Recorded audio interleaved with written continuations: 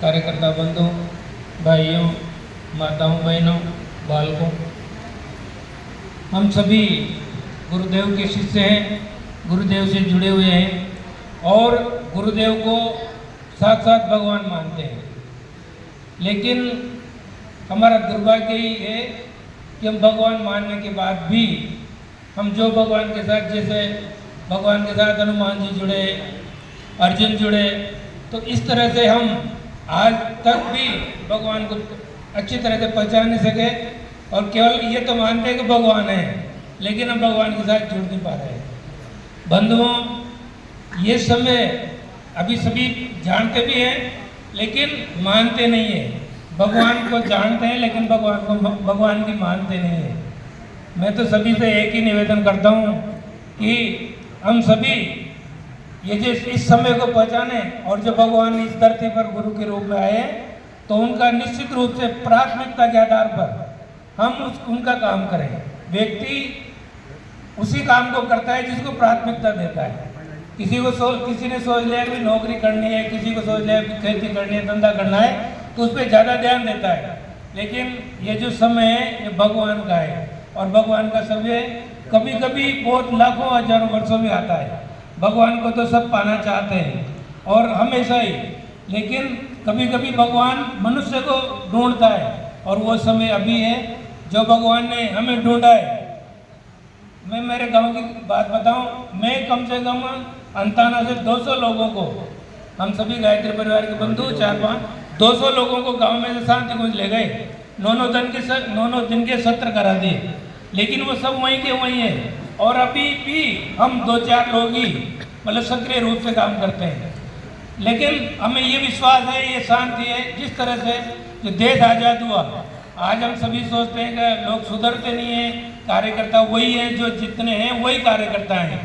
लेकिन बंधु ऐसा नहीं है, कार्यकर्ता तो वही रहेंगे, क्योंकि जिस तरह से देश आज़ाद हुआ उसमें अगर किसी से भी ये पूछा जाए कि कितने क्रांतिकारी थे तो ऐसे तो लगेगा कि बहुत सारे थे। लेकिन अगर किसी को कागज पेन दे दिया जाए और उससे कहे कि आप नाम लिखो उनका, तो 25 से ज़्यादा नहीं लिख सकते, 25 नाम से ज़्यादा नहीं लिख सकते।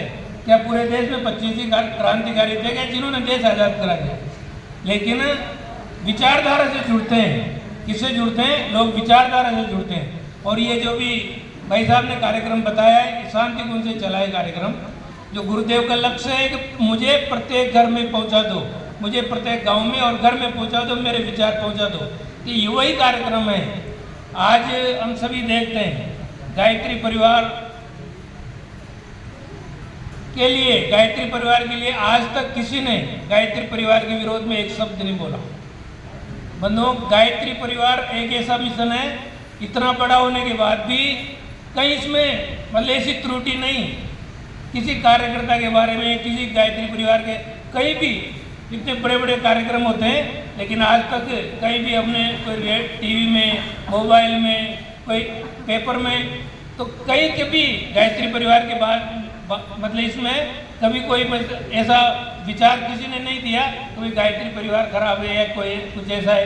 तो ये भगवान होने का प्रत्येक व्यक्ति के दिमाग में ये बात है। आज गायत्री परिवार का कार्यकर्ता जब कभी किसी गांव में जाता है तो उसका उसी तरह से सम्मान होता है, मतलब उसका इतना सम्मान होता है क्योंकि गुरुदेव ने कहा है, बेटा तुम मेरा काम कर, मैं तेरा काम करूँगा।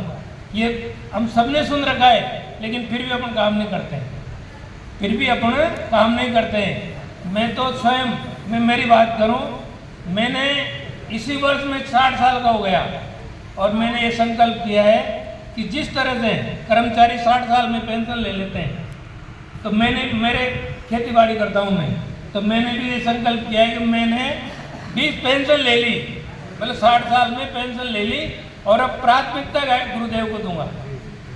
जिस तरह से कर्मचारी पेंशन ले लेता है तो प्राथमिकता गुरुदेव को दूंगा। जो भी काम गुरुदेव का होगा पहले उसको करूंगा, खेती उसके बाद करूंगा। कि कर्मचारी पेंशन लेता है ना, इसी तरह से मैंने भी पेंशन ले ली। तो मैं सभी से यही निवेदन करता हूं कि हम सभी इसी तरह से जिए। ये समय निकलता जा रहा है और गुरुदेव ने कहा है कि युग तो परिवर्तन होकर रहेगा, मैं तो केवल तुम्हें श्रेय देना चाहता हूँ। और उन्होंने ये भी लिखा है कि अगर तुम नहीं करोगे जिस तरह से भगवान कृष्ण ने अर्जुन से कहा था ये तो मरे पड़े हुए हैं और तुम नहीं मारोगे तो ये तो मरे पड़े हुए हैं, कोई दूसरा मारेगा। तो इसी तरह से गुरुदेव ने ये कहा है कि अगर तुम नहीं काम करोगे तो मैं युग परिवर्तन तो किसी से भी करा लूँगा और युग परिवर्तन तो होकर रहेगा। तो बंधुओं, हम सभी इस चीज़ पर ध्यान दें कि हमें गुरु ने चुना है। गुरु को, भगवान को सभी ढूंढते हैं, लेकिन भगवान कभी कभी ढूंढता है और वह ये समय है जिसमें भगवान ने हमें ढूंढा है। तो हम सभी गुरु के कार्य में सबसे पहले प्राथमिकता गुरु के काम में दे। खेती बाड़ी, काम धंधे, ये तो सब हमारे होते रहेंगे क्योंकि इसकी तो जिम्मेदारी गुरु ने ले रखी है। हमारे और भी